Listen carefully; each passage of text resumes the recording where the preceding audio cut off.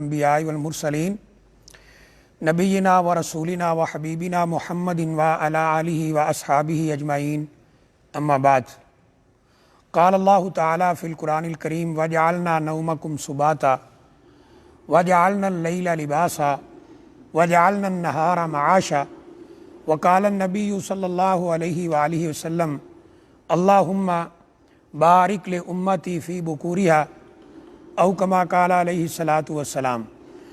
قابل احترام بھائیوں، دوستوں، بزرگوں، اللہ تعالیٰ نے قرآن مجید میں فرمایا کہ ہم نے تمہاری نیند کو تمہارے لیے آرام کا ذریعہ بنایا ہے۔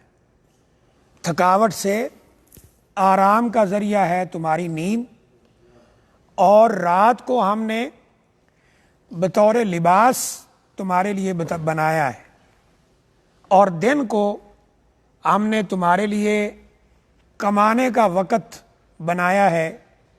اپنی روزی کمانے کے لیے دن کو منتخب کرو اور آرام کے لیے رات کو منتخب کرو۔ مطلب یہ ہے، اسلام دین فطرت ہے، ہم سب جانتے ہیں۔ ہماری جو اللہ نے جس فطرت پر انسان کو پیدا کیا ہے، ہمارا دین اس کے عین مطابق ہے۔ کوئی اس کے اندر ایسا حکم موجود نہیں ہے جو فطرت کے خلاف۔ اب فطرت یہ چاہتی ہے انسان کی کہ رات کو آرام کیا جائے اور دن کو اپنی جو روزی روٹی معیشت ہے اس میں صرف کیا جائے، اللہ تعالیٰ کے حکموں کو بھی پورا کیا جائے اور ساتھ ساتھ اپنی دنیا کا بھی خیال رکھا جائے۔ اور ہمارا دین یہ کہتا ہے کہ دین کو آگے رکھو اور دنیا کو پیچھے رکھو۔ یہ ہے نظام ہمارے دین کا۔ اللہ فرما رہے ہیں اس لیے کہ ہم نے نیند کو آرام کا ذریعہ بنایا، اور رات کی جو نیند ہے وہ جس قدر اہم ہے، آپ دن کو کئی گھنٹے بھی سوتے رہیں تو وہ اس کے برابر نہیں ہو سکتی۔ اس لیے نبی اکرم صلی اللہ علیہ وسلم کا کیا فرمان ہے کہ اے اللہ، میری امت کا جو صبح کا وقت ہے اس کے اندر برکت پیدا فرما۔ اس لیے بعض صحابہ اکرام جو تاجر قسم کے تھے، ان سے جب پوچھا گیا کہ آپ کی تجارت، آپ کا مال، آپ کے پاس اللہ نے اتنا کچھ دیا ہے، اس کی بنیادی کوئی ہمیں بھی وجہ بتائیں، کوئی طریقہ بتائیں۔ تو انہوں نے کئی چیزیں ذکر کی۔ مثلاً بعض صحابہ اکرام نے یہ فرمایا کہ میں نے کبھی اپنے کاروبار میں غلط بیانی سے کام نہیں لیا، دھوکہ بازی سے کام نہیں لیا، اور اس کے ساتھ ساتھ ایک یہ بھی فرمایا کہ میں صبح کے وقت اپنا کام شروع کرتا ہوں، اللہ تعالیٰ اس کے اندر برکت ڈال دیتا ہے۔ اب ہم جس ایریے میں بیٹھے ہیں، آپ مجھ سے زیادہ جانتے ہیں، بہت سے ہمارے بھائی ہیں جن کی رات کو ڈیوٹیاں ہیں، 3 شفٹیں عموماً فیکٹری کے اندر، فیکٹری ایریا میں یہی سسٹم چل رہا ہے، مختلف 3 شفٹیں۔ ہمارے پاس جب پہلے یہ کلاسز ہو رہی تھی، یہ کرونا کے مسئلے سے پہلے، کئی بھائی بیچارے آتے تھے، آدھا کورس کیا تو پھر نہیں آئے، پوچھا بھائی آپ کیوں نہیں آ رہے؟ وہ جی ہماری ڈیوٹی چینج ہو گئی، رات کو شروع ہو گئی۔ تو اب یہ ہے کہ خیر، یہ ہماری مجبوری ہے۔ اس مجبوری میں ہم زیادہ سے زیادہ یہ کہہ سکتے ہیں کہ اگر رات کو ڈیوٹی مجبوراً کرنا پڑے، پہلے تو ہماری کوشش ہو کہ دن کو ہو، اگر نہیں ہم مجبور ہیں فیکٹری کے نظام میں، تو اگر رات کو بھی ڈیوٹی ہو تو پھر یہ ضرور ہونا چاہیے کہ اللہ کا فریضہ نماز وہ ضائع نہ ہو۔ تو بہرحال نبی اکرم صلی اللہ علیہ وسلم نے، ایک حدیث میں آتا ہے کہ آپ صلی اللہ علیہ وسلم نے عشاء کی نماز کے بعد خواہ مخواہ جاگنا، یہ السمر کے لفظ ہیں، یعنی رات کو بلا وجہ جاگتے رہنا، باتیں کرتے رہنا، گپے مارتے رہنا، ٹائم ضائع کرتے رہنا، اس کو ناپسند کیا ہے۔ حدیث میں آتا ہے کہ آپ نے عشاء سے پہلے سونے کو اور عشاء کے بعد جاگنے کو ناپسند کیا ہے۔ لیکن جس ملک میں آپ بیٹھے ہیں یہاں نظام ہی الٹا ہے۔ ہمارے ہاں تو جو گاؤں کے پیچھے بیک ایریا ہے، وہاں چلے جائیں، مسجد میں عشاء کی نماز پڑھ کے آپ کوئی مسئلے مسائل بتانے کے لیے اونلی آدھا گھنٹہ بیٹھ جائیں، باہر نکلیں تو ایسا لگتا ہے کہ پورے گاؤں میں کوئی بندہ ہے نہیں، سب سو گئے، بتیاں بند سب۔ تو نبی کریم صلی اللہ علیہ وسلم کی جو رہنمائی ہے اس کو جب ہم دیکھتے ہیں تو عشاء کی نماز کے بعد کسی مقصد سے جاگنا جو اچھا مقصد ہو، جیسے بعض دفعہ آپ درس کی بات درس دروس ہوتا تھا، دین کی بات ہو رہی ہوتی تھی، صحابہ کرام کچھ دیر بیٹھ جاتے تھے، کوئی مہمان آ جاتا اس کو آپ ڈیل کرتے تھے، یہ ایک الگ چیز ہے۔ لیکن جہاں حدیث بیان ہوئی ہے یا مطلب یہ ہے کہ عشاء کی نماز کے بعد خواہ مخواہ جاگنا، ٹائم ضائع کرنا، یہ صحیح نہیں ہے۔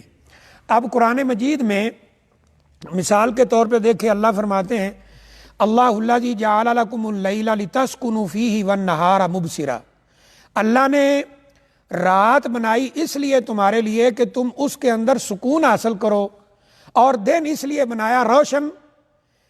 دوسری آیات سے پتہ چلتا ہے کہ تم روزی کماؤ، اور ان اللہ لذو فضل علی الناس ولکن اکثر الناس لا یشکرون، اللہ تعالیٰ تو لوگوں پر بہت فضل کرنے والے ہیں، لیکن بہت سارے لوگ ایسے ہیں، اکثر لوگ ایسے ہیں جو اللہ کا شکر ادا نہیں کرتے، اکثر لوگ۔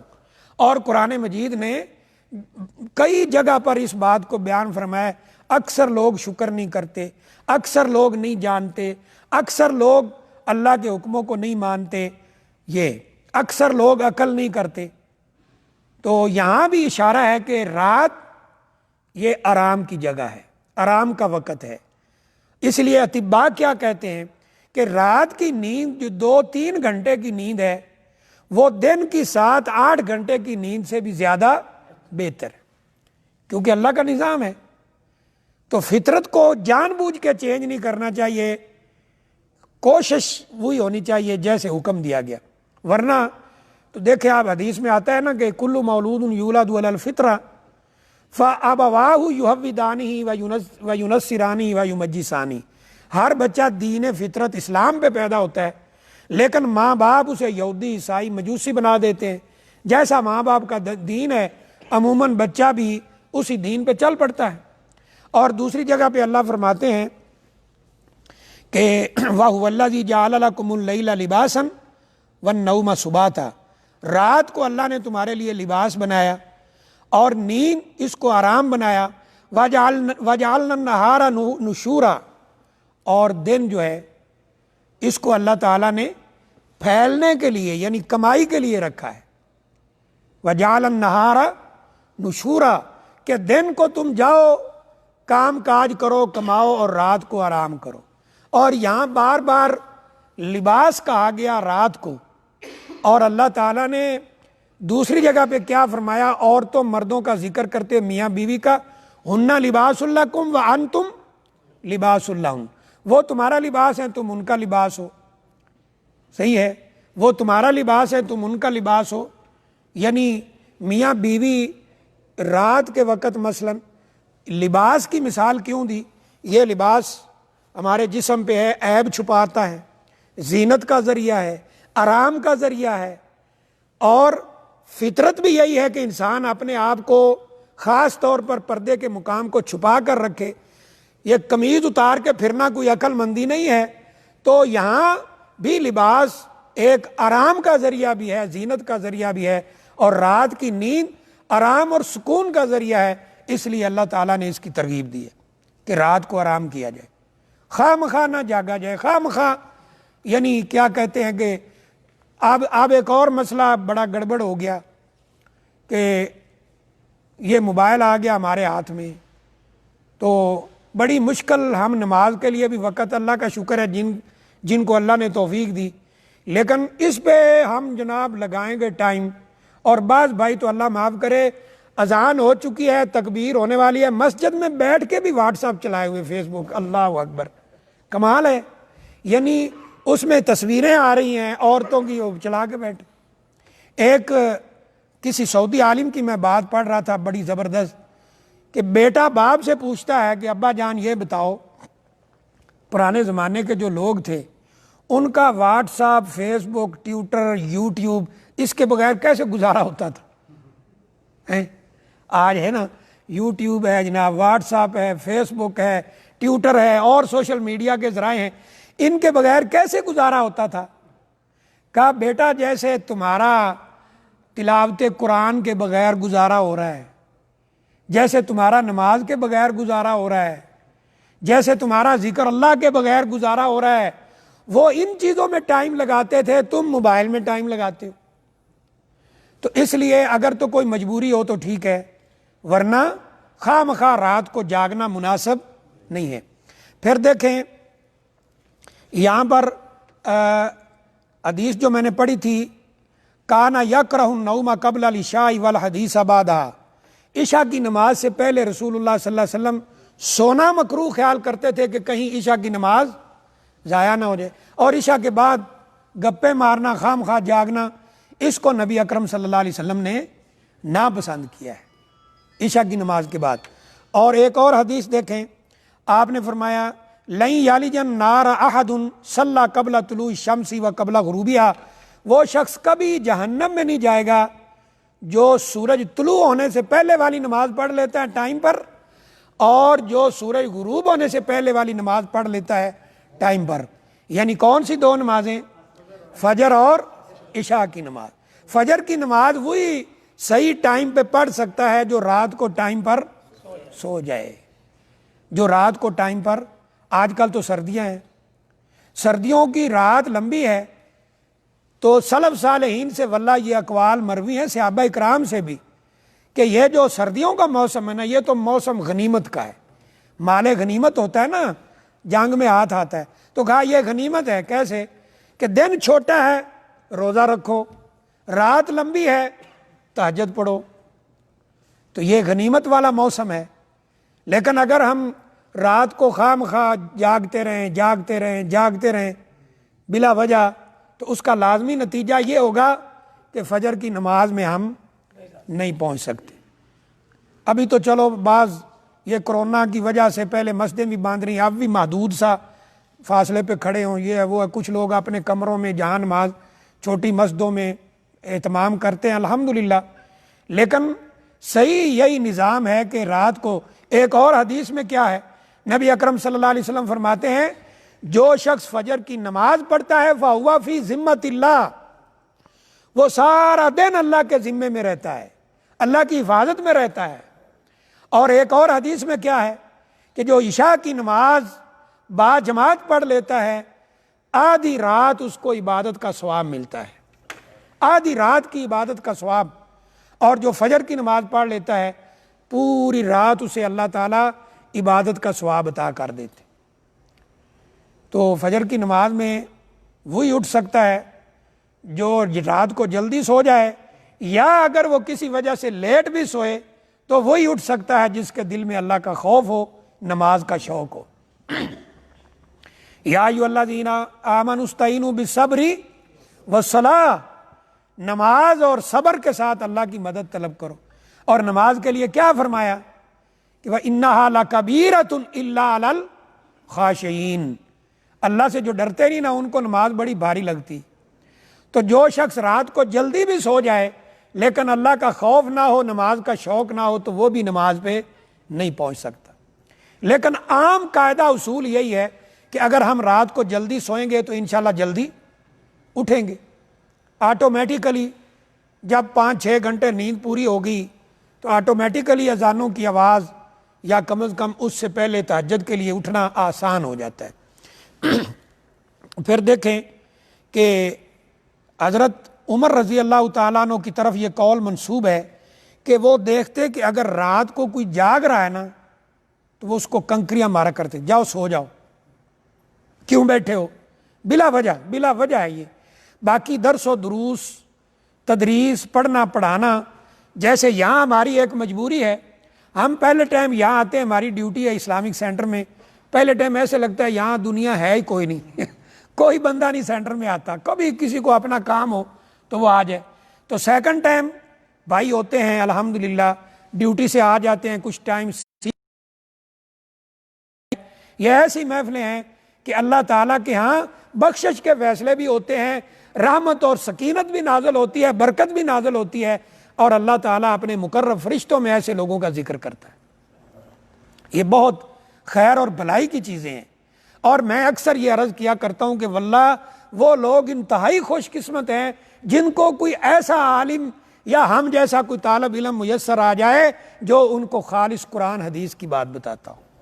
یہ بہت بڑی خوش قسمتی کی بات ہے، ورنہ آپ دیکھ رہے ہیں جو کچھ ہو رہا ہے کہ مال، ایمان، عزتیں، سب کچھ لوگ لٹا بیٹھتے ہیں اور ان کے ہاتھ کچھ بھی نہیں آتا۔ پھر دیکھیں کہ یہ جو جلدی اٹھنا ہے اس میں کتنے فائدے ہیں، اور لیٹ سونا اور صبح نہ اٹھنا نماز کے لیے اس میں کتنا نقصان ہے۔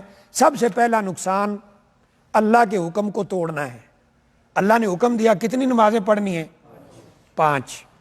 آپ تہجد نہیں پڑھ سکتے یا اور نوافل نہیں پڑھ سکتے یا اور نمازوں کا اہتمام نہیں کر سکتے تو کم از کم کتنی پڑھنی ہے؟ ایک اعرابی آیا تھا نا، اللہ کے رسول صلی اللہ علیہ وسلم میرے اوپر کتنی نمازیں فرض ہیں؟ کہا 5۔ کہا اس کے علاوہ؟ کہا فرض کوئی نہیں ہے۔ روزے کتنے فرض ہیں؟ کہا 1 مہینے کے رمضان کے۔ اس کے علاوہ؟ نبی اکرم صلی اللہ علیہ وسلم نے فرمایا نہیں، فرض کوئی نہیں ہے۔ پھر زکوٰۃ؟ فرمایا سال میں 1 دفعہ تو نے زکوٰۃ ادا کرنا ہے، اس کے علاوہ؟ کہا فرض کوئی نہیں ہے۔ تو کہتا ہے اللہ کی قسم میں اس میں نہ کچھ کم کروں گا نہ زیادہ کروں گا، فرض نمازیں پڑھوں گا، فرض روزے رکھوں گا، فرض جو میرے اوپر صدقہ خیرات ہے وہ کروں گا۔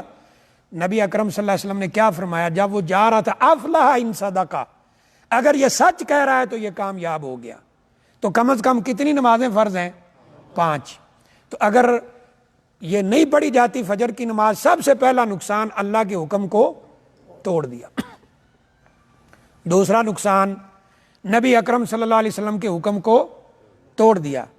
اور اللہ نے قرآن مجید میں فرمایا ہے نا اپنی نمازوں کی حفاظت کرو، اور خاص ذکر کیا والصلاۃ الوسطیٰ، درمیانی نماز یعنی عصر کی نماز۔ 2 نمازیں رات کی ہیں، 2 اس سے پہلے دن کی ہیں، سینٹر میں یہ نماز ہے۔ اور فرمایا جس کی عصر کی نماز رہ گئی کانما وطر اہلہ و مالہ، ایسے ہی ہے جیسے اس کا مال اور اس کے اہل و عیال سارے برباد ہو گئے۔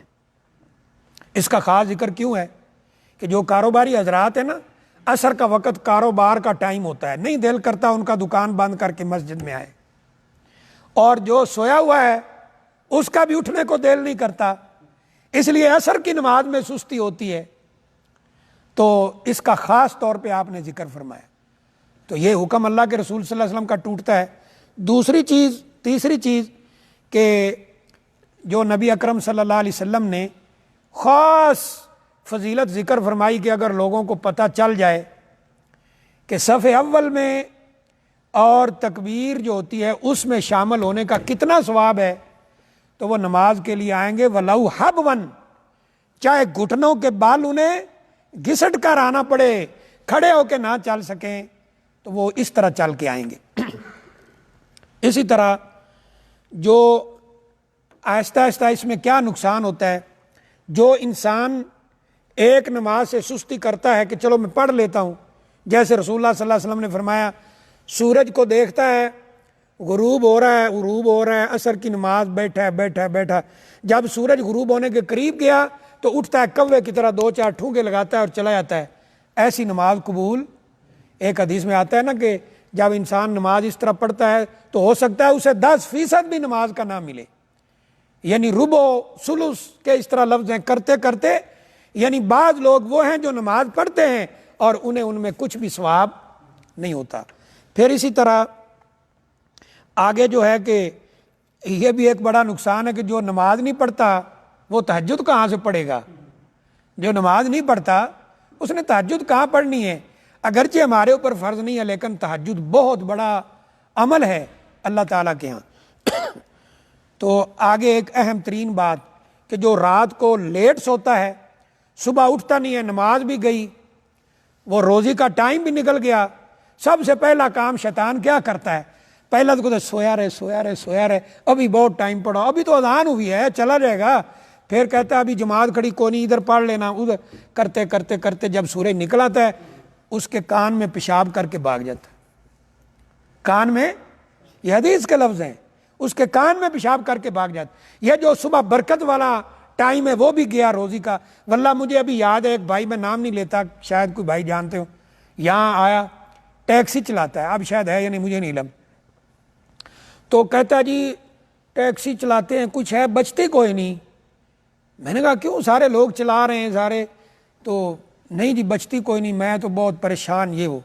تو ایسے ہی نا میں نے پوچھ لیا کہ نماز پڑھتے ہو؟ جی بس کبھی کبھی پڑھ لیتے ہیں. میں نے کہا کہ کب جاتے ہو ٹائم پہ وہ ٹیکسی لے کے؟ کہتے جی 12 بجے دن کے. میں نے کہا کیوں؟ کہتے بس صبح سوئے رہتے ہیں، 12 بجے اٹھتے ہیں، پھر رات کو 12 بجے آ کے سوتے ہیں. تو میں نے کہا جو روزی کی برکت والا ٹائم ہے وہ تو تم نے خود نکال دیا، تو برکت کہاں سے ہو؟ اچھا مزے کی بات ہے، اس بھائی سے بات ہوئی، میں نے کہیں جانا تھا، میری گاڑی خراب تھی، تو وہ ٹیکسی پہ میں گیا تو ایک ہمارے پاکستانی بھائی تھے، ماشاءاللہ داڑھی رکھی ہیں، بڑا اچھا چہرہ، ایسی بات تعارف کوئی بس ہوتا ہے کہ جہاں کسی بھائی کے پاس بیٹھے کوئی دین کی بات ہو جائے. تو انہوں نے کہا جی الحمدللہ میں پکا نمازی ہوں، صبح کے وقت نماز پڑھ کے قرآن کی تلاوت کر کے اللہ سے دعا کر کے ٹیکسی پہ بیٹھتا ہوں، عشاء کی اذان سے پہلے ختم کر دیتا ہوں، اور اللہ تعالیٰ مجھے اتنا دے دیتا ہے کہ میں اپنی کمپنی میں بھی دیتا ہوں، الحمدللہ پیچھے بھی بھیج رہا ہوں. تو یہ برکت سے خالی ہو جاتا ہے انسان. پھر اسی طرح جو بندہ لیٹ اٹھے گا، رات کو لیٹ سوئے گا، لیٹ اٹھے گا، سارا دن سست رہے گا، سارا دن سستی چھائی رہے گی، باسیاں لے گا جیسے چچا جی کہہ رہے ہیں، جمائیاں کہتے اردو میں، جمائی لے گا، اور جناب سست، اور اس طرح کبھی ادھر گرے گا ادھر گرے گا. کئی دفعہ ہم نے دیکھا ایسے بھائیوں کو، وہ اپنی ڈیوٹی پہ بیٹھے نا، سیٹ کے اوپر سوئے ہوئے کھراٹے مار رہے ہیں تو یہ ہوگا اس کے ساتھ. اور پھر اسی طرح آخری بات نبی کریم صلی اللہ علیہ وسلم نے فرمایا منافقوں پر 2 نمازیں بڑی بھاری ہیں. اس میں ایک آپ نے فرمایا فجر اور ایک عشاء. فرماتے رسول اللہ صلی اللہ علیہ وسلم، ابی ہریرہ رضی اللہ تعالیٰ عنہ کی حدیث ہے کہ لیس صلاۃ اثقل علی المنافقین من الفجر والعشاء، فجر اور عشاء ان کے لیے بھاری ہے. کیوں؟ رات کو گپوں میں بیٹھے ہیں، اور کیونکہ وہاں مسجد آنا پڑتا تھا نا، یہ مدینہ میں جو منافقین تھے، اور رات کو لیٹ سوئے ہیں، صبح پتہ ہی کوئی نہیں ہے، اس پہ نماز کے اوپر بھی اٹھ کے آنا. حالانکہ وہ دکھانا چاہتے تھے کہ ہم مسلمان ہیں، ہم آپ کے ساتھ ہیں، ہم آپ کے پیچھے ہیں، لیکن پھر بھی ان کے لیے فجر اور عشاء کی نماز میں حاضر ہونا بہت مشکل ہوتا تھا. تو بہرحال یہ میں نے مختصر سا بتا دیا، بات لمبی نہیں کرتے، کہ جو شخص رات کو جلدی سو جاتا ہے، صبح اٹھنا آسان ہوتا ہے، نماز پڑھنا آسان ہوتا ہے، عمر میں برکت ہے، رزق میں انشاءاللہ برکت ہے.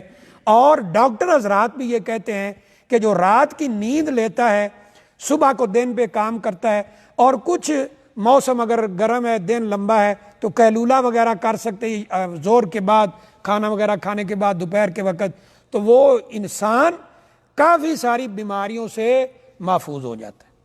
تو اللہ سے دعا ہے اللہ عمل کی توفیق عطا فرمائے، اور اللہ تعالی ہمارے حال پر رحم فرمائے. وآخر دعوانا الحمدللہ رب العالمین. کسی بھائی کا کوئی سوال ہے تو چند منٹ کے لیے کر لیں ابھی. ہاں جی. زکوٰۃ کے لیے مختص ایک ماہ مہینہ، دوسرا کہ اگر ہر ماہ بھی اپنے اس میں سے نکال سکتے ہیں زکوٰۃ؟ زکوٰۃ کا سسٹم یہ ہے کہ جس دن آپ پہ زکوٰۃ فرض ہوئی ہے جی، اس کے بعد آپ سال گزر جائے، نصاب مثلا سونے کا 7.5 تولے ہے، چاندی کا 52 تولے ہے، بعض نے 52.5 لکھا ہے. اتنا سونا یا اتنی چاندی یا کرنسی آپ کے پاس چاندی کے برابر ہوگی، مثلا 1,000 روپے تولا ہے تو 52,000 روپے آپ کے پاس آ گیا. آج کیا تاریخ ہے؟ 6 یا 7 ہے شاید. آج 6 جنوری ہے، اگلی 6 جنوری کو آپ کو زکوٰۃ دینا ہے. ٹھیک ہے جی.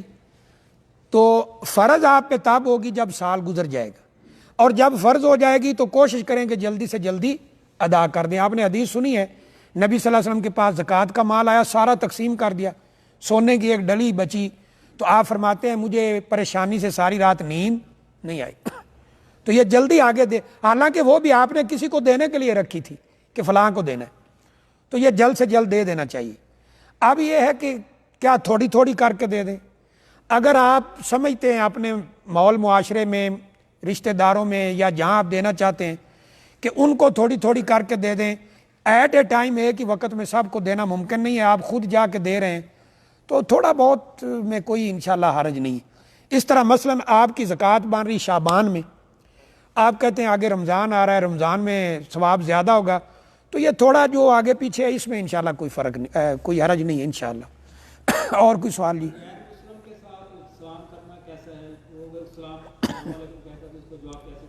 رسول اللہ صلی اللہ علیہ وسلم کا فرمان ہے لا تبدؤہم بالسلام، غیر مسلموں کو تم پہلے سلام نہ کرو، ٹھیک ہے؟ اگر وہ کر دیں تو آپ نے فرمایا کہ تم وعلیکم کہو بس۔ بعض نے اس کو خاص کیا ہے ان غیر مسلموں کے ساتھ جو آپ کے ساتھ دشمنی رکھتے ہیں، نقصان دیتے ہیں، ان کے ساتھ، لیکن واللہ عالم حدیث عام ہے کہ اگر وہ آپ کو سلام کرتے ہیں تو تم صرف وعلیکم کہو، وعلیکم السلام نہ کہو کہ اللہ تمہارے اوپر سلامتی کرے۔ تو یعنی ایک تو پہلے سلام نہیں کرنا، اگر وہ کر دیتے ہیں تو صرف وعلیکم کریں۔ بعض ہمارے بھائی نا وہ کہتے ہیں جی ہم اگر وعلیکم کہتے ہیں تو بڑا ناراض ہوتے ہیں کہ تم نے میرے سلام کا پورا جواب نہیں دیا، تو اس کا اور حل موجود ہے، آپ ان کو کوئی اور بات جلدی سے کر دیں، وعلیکم کیا حال ہے بھائی، ٹھیک ہے، اس طرح کو کر کے بات کو پھیر دیں اگر وہ ناراض ہوتے ہیں۔ اور عمیر بھائی وہ سامنے انعام پڑے ہیں، اندر جائیں گے نا، سامنے ایک وہ کوئی ڈبے میں پیک پڑا ہے، ایک چھوڑ لفافہ ہے بلیو رنگ کا۔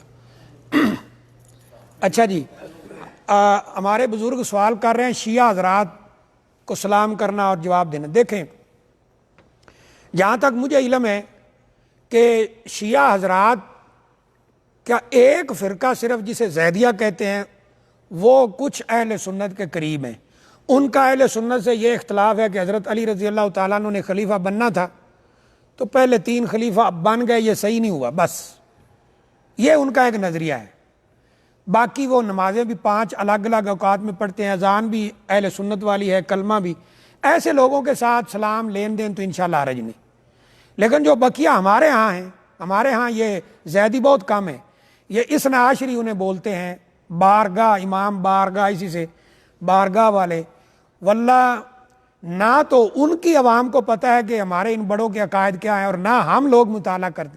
اگر آپ ان کی کتابوں کا مطالعہ کریں، قرآن مجید کی تبدیلی کے قائل، کلمہ اور نماز اور نمازوں کے اوقات اور جناب صحابہ کرام کو گالیاں، ام المومنین خاص طور پہ ام عائشہ رضی اللہ تعالیٰ عنہا ان کو گالیاں، جو لوگ ایسا ہو ان کا حکم ہم انہی کے ساتھ ہی ملاتے ہیں کہ جن کے لیے نبی صلی اللہ علیہ وسلم نے فرمایا تھا ان کو سلام نہ کرو، اور اگر یہ کریں بھی تو صرف ان کا وعلیکم کہہ دو۔ بعض ہمارے وہ بھائی جو ہے نا وہ ملاقات ہوتی رہتی، کہتے نہیں جی ہمارے تو یہ نظریات نہیں ہیں، تو میں کہتا ہوں یا تو آپ کو پتہ نہیں، یا تو پتہ نہیں، یا پتہ ہونے کے باوجود جیسے ہمارے بزرگ کر رہے ہیں کہ تم تقیہ کر رہے ہو۔ تقیہ یہ ہوتا ہے کہ جہاں تم سمجھو کہ یہاں سیدھی بات نہیں کرنا ہے تو وہاں الٹی سیدھی کر کے اپنا بچاؤ کرو۔ تو واللہ یہ نظریات جو ہے نا وہ ہم ان سے کبھی بھی اتفاق ایسا نہیں کر سکتے کہ ان کو ہم سلام کریں یا ان سے لین دین کریں۔ اور تہجد کے جو نوافل ہیں رسول کریم صلی اللہ علیہ وسلم سے، انہیں نوافل کہہ لیں یا آپ کی سنت ہے، 8 رکعت 2 کر کے، اور حدیث میں آتا ہے آپ 2 کر کے پڑھتے تھے، پھر صبح کے قریب جا کر 3 وتر پڑھ لیتے تھے، 2 پڑھ کے سلام پھیر کے پھر ایک اکیلے آپ رکعت پڑھتے تھے۔ عموماً آپ کا عمل یہی ہے، کبھی کبھی آپ سے 13 بھی، ویسے یہ تہجد کی نماز ہے نفل، آپ اگر یہ سنت پوری کرے تو بہتر ہے، نہیں تو 2 پڑھ سکتے ہیں، 4 پڑھ سکتے ہیں، بلکہ ہونا یہ چاہیے کہ جو بندہ شروع کرنا چاہتا ہو، اگر آج آپ تہجد پہ کھڑے ہونا جی میں نے پوری 11 رکعتیں پڑھنی ہیں، 2 سپارے اس میں پڑھنے ہیں، ممکن ہے 2 دن پڑھ کے آپ تھک جائیں، تو اس سے بہتر ہے کہ آپ 2 رکعت سے شروع کر لیں، اٹھیں اذان سے کچھ دیر پہلے 10-15 منٹ وضو کریں، 2 رکعت پڑھیں، وتر پڑھیں اور مسجد آ جائیں مثلا، یا جہاں آپ جماعت کرانا چاہتے ہیں، آہستہ آہستہ اس کو بڑھاتے جائیں، 4 6 8 سنت ہے، ٹھیک ہے جی۔ شیخ صاحب کوئی غیر مسلم اگر کسی مسلمان کی ہیلپ کرتا ہے اور وہ اس کے لیے دعا کرتا ہے تو اگر کوئی غیر مسلم آپ کی ہیلپ کرتا ہے تو علماء نے بڑی اچھی دعا سکھلائی ہے، یہی تو ہم سکھاتے نا کہ اس کو آپ دعا دیں کہ اللہ تجھے ہدایت دے، اللہ تجھے اسلام کی طرف ہدایت دے۔ اور آج واللہ ہمارا دین صرف ہم میں سستی ہے کہ ہم آگے نہیں پہنچا رہے، ورنہ لوگ خود بخود مسلمان ہو رہے ہیں۔ یا میرے پاس ایک ہندو آیا مسلمان ہونے کے لیے، تو کہتا ہے مجھے کلمہ پڑھائیں، تو میں نے کہا کہ ایسے کیسے آپ کو کلمہ فوراً پڑھا دیں، کوئی یہ تو بتاؤ بھائی کیوں مسلمان ہونا چاہتے ہو، کیا وجہ ہے؟ تو واللہ میں بڑی حیرانگی، وہ کہتا ہے جی میں ایک غریب جو ہوتی ہے ان کی ہندوؤں کی برادری اس سے تعلق رکھتا ہوں، پتہ نہیں وہ شودر کیا بول رہا تھا، ہاں شودر. تو ہم جب مندر میں جاتے ہیں ہمارے لائن الگ ہوتی ہے، برہمن کی لائن الگ ہوتی ہے، اس میں ہم کھڑے نہیں ہو سکتے، کھڑے ہوں گے تو وہ ہمیں ماریں گے. لیکن آپ کی مسجد میں یہاں سے گزرتا تھا، وہ کہتا ہے یہ آپ کے جو اسلامک سینٹر کی مسجد ہے اس میں دیکھتا ہوں کہ سارے اکٹھے کھڑے ہیں، حتیٰ کہ جو آپ کے وہ ظاہر جو لوگ یہاں آتے جاتے ہیں ان کو پتہ ہے کہ آپ کے جو مدیر صاحب ہیں وہ پیچھے کھڑے ہوتے ہیں اور ایک قاری صاحب یا جو بھی امام صاحب آگے کھڑے ہو کے نماز کرا رہے ہیں. تو اس کا مطلب ہے یہ دین بڑا اچھا مساوات کا، برابری کا دین ہے، لہذا میں قبول کرنا چاہتا ہوں. پھر اس نے ایک دو چیزیں اور بھی بتائیں، کہا کہ جی جب اذان ہوتی ہے نا تو میں دیکھتا ہوں کہ مسلمان بڑے سکون میں آ جاتے ہیں، خاموش ہوتے ہیں، اذان سنتے ہیں، اس کا جواب دیتے ہیں، مجھے بڑی خوشی ہوتی ہے، تو لہذا مجھے مسلمان کرے. الحمدللہ پھر وہ مسلمان ہو گیا. تو اگر ہم دین کے محاسن، دین کی خوبیاں آگے رکھیں تو کیسے ہو سکتا ہے کہ وہ مسلمان نہ ہو؟ ہاں ہمارا انداز، ہماری زبان میٹھی ہونی چاہیے. جی پوچھ رہے کہ نماز میں اگر غوث الاعظم کا خیال آ جائے تو کیا کریں؟ کس کا؟ غوث الاعظم نماز میں اگر خیال آ جائے. غوث الاعظم، غوث الاعظم ہم تو سمجھتے اللہ تعالیٰ کو، سب سے بڑا مدد کرنے والا کون ہے؟ اللہ تعالیٰ. اور نماز ہے ہی اللہ کی یاد. نماز کیا ہے؟ اللہ کی یاد ہے. آقم الصلاۃ لذکری، میری یاد کے لیے کیا کرو؟ نماز قائم کرو. لیکن اگر غوث الاعظم سے مراد جو ہمارے بعض بھائی لیتے ہیں شیخ عبد القادر جیلانی رحمہ اللہ تعالی، تو حیرانگی کی بات ہے کہ کیا وہ غوث الاعظم ہیں؟ ہمیں نبی صلی اللہ علیہ وسلم نے بتلایا ہے کہ وہ غوث الاعظم ہے؟ نعوذ باللہ. یا اللہ نے بتلایا ہے؟ جھوٹی کہانیاں تو ان کے لیے بڑی مشہور کر رکھی ہے نا. دیکھا وہ پاکستان کا ایک مشہور آدمی ہے، کہتا ہے جی جب منکر نکیر قبر میں آئے ایک بندے سے پوچھا من ربوں کا، اس نے کہا میں غوث الاعظم کا دھوبی ہوں. سنا یہ کلپ؟ کئی بھائیوں نے سنا ہے. پھر اس نے کہا تیرا دین کیا ہے؟ ماں دینوں کا. میں دھوبی ہوں. اس نے کہا من رسولوں کا یا من نبیوں کا، نبی کون ہے؟ کہا میں دھوبی ہوں. تو وہ فرشتے پھر پریشان ہو گئے، نعوذ باللہ. دیکھ وہ پریشان ہو گئے. تو انہوں نے کہا یہ کیسا بندہ ہے جو ایسی باتیں کر رہا ہے؟ تو کہتا ہے اچانک شیخ عبد القادر وہ جو ہیں قبر میں غوث الاعظم ظاہر ہو گئے. کہا کس سے حساب لے رہے ہو؟ انہوں نے کہا جی اس بندے سے. کہا تم میرے سوالوں کا جواب دو. نعوذ باللہ من ذالک. بالفرض میں ایک بات، اگر یہ واقعہ ہے تو جھوٹ نہ صاف شیطانی، لیکن اگر یہ صحیح بھی ہو تو قبر سے باہر نکل کے ان کو کس نے بتا دیا کہ اس قبر میں ایسے ہوا ہے؟ جھوٹ کے سر پاؤں نہیں نہ ہوتے. تو نماز کے اندر کسی اور کا خیال نہیں آنا چاہیے. اگر بائی دا وے آ جائے تو کوئی بات نہیں، نماز صحیح ہے. لیکن اگر آپ نماز کے اندر پورا انہی کے لیے خیال رکھتے ہیں، انہی کے لیے کچھ کر رہے ہیں، پڑھ رہے ہیں، تو اس طرح آپ کی نماز ہی صحیح نہیں ہوگی. ان کے بارے میں تو فیک اسٹوری ہے، لیکن آپ کتاب سے ان کے بارے میں کیا سمجھتے ہیں؟ کتاب سے ان کے بارے میں کیا پتہ چلتا ہے؟ کیا کتاب؟ کن کی کتاب؟ ان کے بارے میں آپ بات کر رہے ہیں. شیخ عبد القادر جیلانی رحمۃ اللہ علیہ کی اپنی 2 کتابیں موجود ہیں. عربی میں لکھی تھی غنیۃ الطالبین، اس کا نام اردو میں رکھا گیا ہے. تو غالباً عربی میں اس کا نام ہے الغنیہ لطالبی الحق یا اس طرح کوئی. تو اس کا آپ اردو ترجمہ پڑھ لیں، عربی پڑھ لیں. ان کے سارے عقائد الحمدللہ وہی ہیں جو دوسرے سلف صالحین کے عقائد ہیں. آپ کو پتہ ہے پاکستان میں اس کتاب پہ پابندی ہے؟ پتہ ہے؟ جو پاکستانی بھائی بیٹھے ہیں نا، جب یہ پابندی لگی تھی پچھلے دنوں میں چند کتابوں پہ، تو اس پہ بھی لگا دی. وہ کسی نے پوچھا شیخ عبد القادر جیلانی کی کتاب پہ کیوں پابندی ہے؟ کہا جی اس کے فلاں باب کو ایک باب، اس میں ایسے ایسے عقائد لکھے ہوئے ہیں جن سے ہم ایگری نہیں ہیں، تو تم ان کے عقیدے پہ تو ہو نہیں، اور ان کے بارے میں غلط باتیں مشہور کی ہوئی. ان کی کتاب پڑھیں، ان کی نماز کا طریقہ واللہ پڑھیں، رفع یدین ملے گا، آمین ملے گا. اور وہ ایسے لوگوں کو جو اللہ کو چھوڑ کر دوسروں سے مانگتے ہیں صاف طور پر گمراہ لکھا ہے. جی آپ یہاں کوئی سوال بھائی کر. جی جی ہاں جی ہاں جی، یہ سوال بہت بھائی کرتے ہیں کہ تہجد کی نماز کے لیے سونا ضروری ہے کہ نہیں. کوئی ضروری نہیں ہے. اگر آپ ڈیوٹی پہ ہیں، مثلا آپ فجر کی نماز سے گھنٹہ پہلے اپنے روم میں آئے ہیں، تو آپ وضو کریں، تہجد پڑھیں، نماز فجر کی پڑھ کے سو جائیں، انشاءاللہ کوئی حرج نہیں. سونا ضروری نہیں ہے. لیکن سونا بہتر اس لیے ہے کہ آپ تازہ دم ہو کے اٹھیں گے. لیکن اگر آپ مثلا مکہ گئے مثلا عمرے پہ یا مدینہ منورہ گئے زیارت کے لیے, واپس آئے ہیں, صبح کا ٹائم ہو رہا ہے, آپ تہجد پڑھیں, سونا ضروری نہیں ہے. یا کسی بھی مجبوری سے آپ جاگ رہے ہیں, بیمار ہیں یا کوئی اور مسئلہ ہے یا کسی مریض کے اوپر بیٹھے ہیں تو پڑھ سکتے ہیں, سونا ضروری نہیں تہجد کے لیے.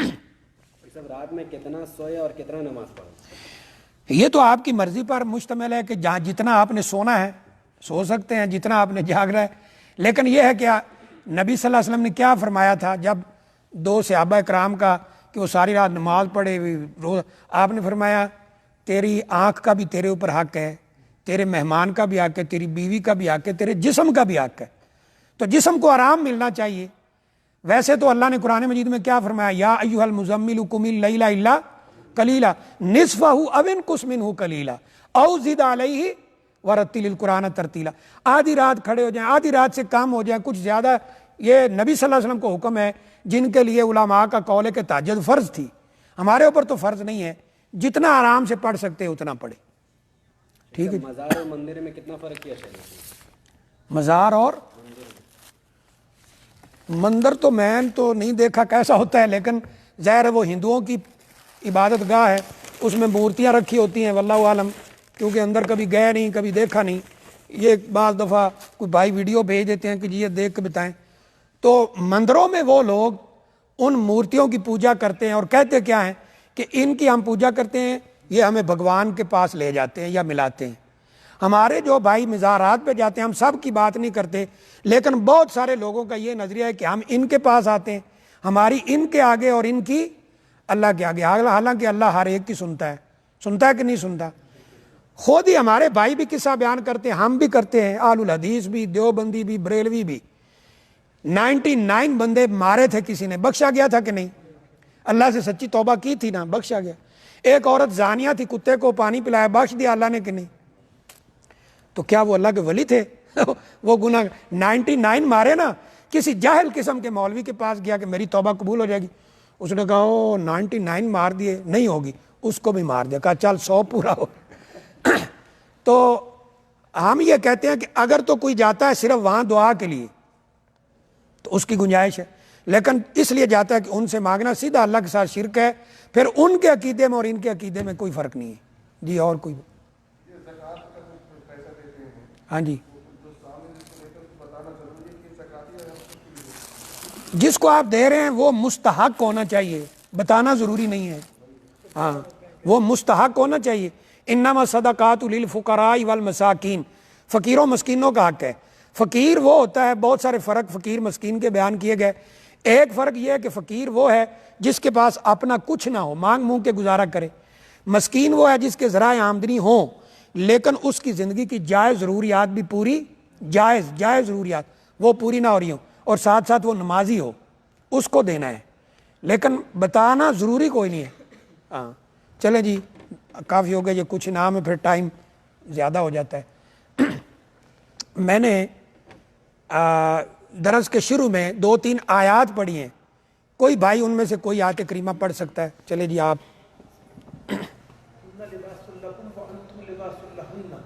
ٹھیک ہے, آ جائیں. اس کا ترجمہ کیا ہے؟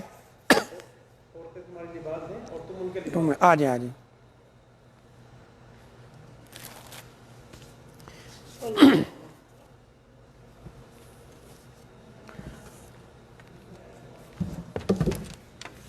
لیں جی, آگے آ جائیں.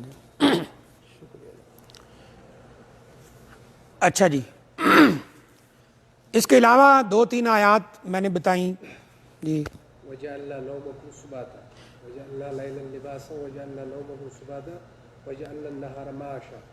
صحیح, چلو تھوڑا آگے پیچھے ہو کے آ جائیں.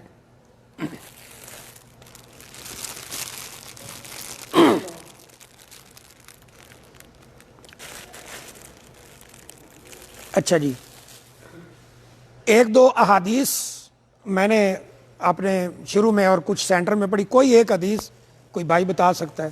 جی آپ.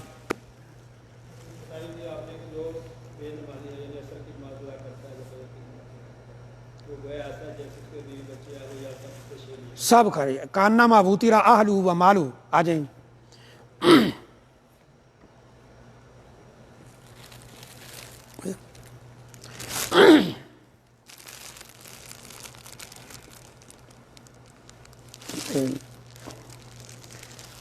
اچھا جی، اس کے علاوہ کوئی حدیث کسی بھائی کو یاد ہے؟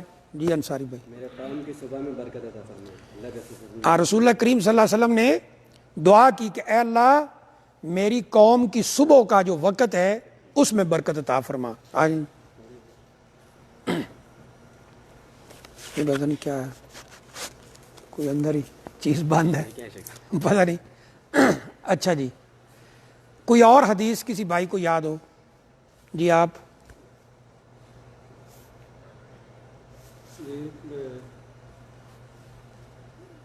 نماز کے بارے میں بتایا گیا کہ جو ہے فجر کی نماز اور عشاء کی نماز کس نے پڑھ لی جماعت کے ساتھ، اسے رات بھر جو ہے قیام کا جو ہے دعا ملتا ہے. جس نے رات عشاء کی نماز جماعت سے پڑھی اور فجر میں صبح کی نماز جماعت کے ساتھ پڑھی، اس کو اللہ تعالیٰ ساری رات عبادت کا ثواب تک. آ جائیں جی. آخر میں کچھ جلدی سونے کے فوائد اور جلدی اٹھنے کے فوائد اور لیٹ سونے کے اور بعد میں لیٹ اٹھنے کے نقصانات کوئی 3 بھائی بتا دے. یہ انعام تھوڑا بڑا ہے تو جو 3 بتائے گا اس کو چل بتائیں گے. آپ کو پہلے ملا انعام ابھی ملا ہے؟ اچھا چلیں. سب سے پہلے تو اگر آدمی جلدی سوئے گا تو صبح فجر میں آ جاتا ہے تو جلدی اٹھے گا. جلدی اٹھے گا ایک. دوسرا یہ ہے کہ جب آدمی نماز پڑھے گا تو اس کی روزی میں برکت ہوگی اور صبح جلدی اپنا روزی کے لیے جا سکتا ہے. ہاں جلدی اٹھے گا نماز پڑھے گا تو روزی میں برکت ہوگی. تیسرا اور تیسرا یہ ہے کہ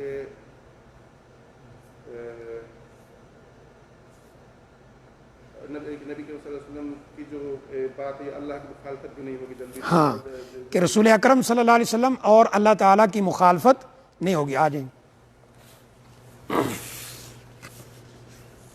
لے جی گرینڈر. ٹھیک ہے جی، جزاکم اللہ خیر. یہ درس کے بارے میں بھائیوں کو اطلاع دیا کریں. الحمدللہ یہ ہر بدھ کو ہو رہا ہے. جان چھوڑے موبائل اس میں لگے رہتے ایک سوال رہ گیا تھا.